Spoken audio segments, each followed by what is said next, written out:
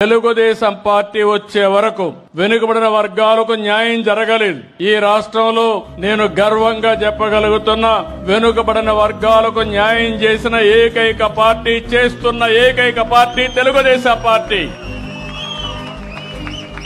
ఇదొక చరిత్ర.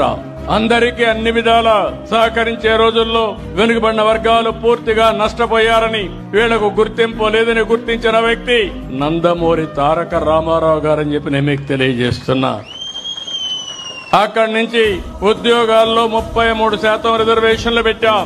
అదే మాదిరిగా ఏవైతే స్థానిక సంస్థల్లో 33% రిజర్వేషన్లు పెట్టాం. ప్రత్యేకమైన కార్యక్రమాలకు బీసీలు తీసుకొచ్చాం.